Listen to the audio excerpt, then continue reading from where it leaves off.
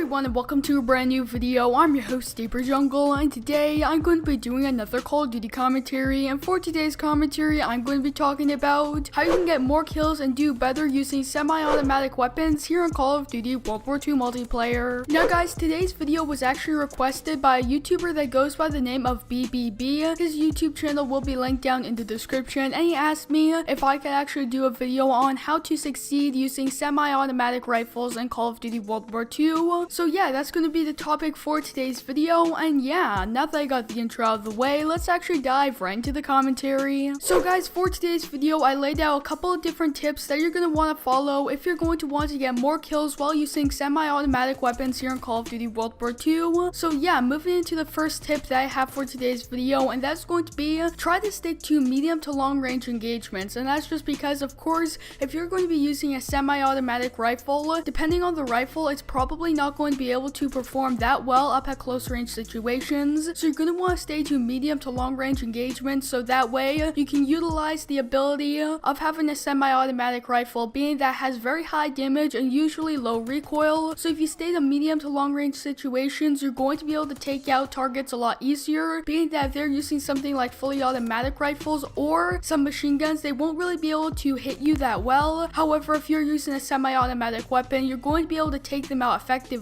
So try to stay to medium to long range situations, and that's actually going to tie in to the second tip that I have for today's video, and that's going to be make sure to run a secondary weapon. Now this is going to be really useful because, of course, as I said previously, you're going to want to stay to medium to long range engagements. However, if you run something like, for example, the machine pistol with extended mag, so that way you can use that as a submachine gun for close range situations, so that way you can stay to medium to long range situations with your rifle, and then you can switch over to your machine pistol with extended mags to be able to take out players at close range situations. So yeah guys, that's going to be my first two tips for today's video. Alright guys, so the next tip that I have for today's video, and that's going to be make sure to take accurate shots. Now I know that if you go from using something like fully automatic rifles to semi-automatic ones, just out of habit, whenever you see an enemy, you're probably going to try to go fully automatic and just spray them down with your rifle. However, if you're going to be using a semi-automatic weapon, you're going to want to make sure to take accurate shots, and that's just because since your weapon is a semi-automatic weapon, you're going to want to take accurate shots because, of course, the damage on the weapon is really good. So that means if you take accurate shots, you're going to be able to take down players a lot quicker. Now, of course, there are some exceptions. For example, if you're using something like the Gewehr 43, you might have to spray a little bit more because the Gewehr 43 has very low damage for semi-automatic weapons, so you might have to spray a little bit. However, if you're using something like the M1A1 carbine, since it has basically no recoil, you can very easily take accurate shots and take down players extremely quickly with only 2 to 3 shots. So that's how come you're going to want to make sure to be accurate and try not to spray. And again, it ties into the original tip that I have for today's video, and that is if you do have to spray, you can always switch to your secondary weapon, and then you can use that weapon to be able to take down opponents instead of actually using your primary weapon if you get into close range situations. Alright guys, so the last tip that I have for today's video, and that's going to be make sure to experiment with all the semi-automatic weapons in the game.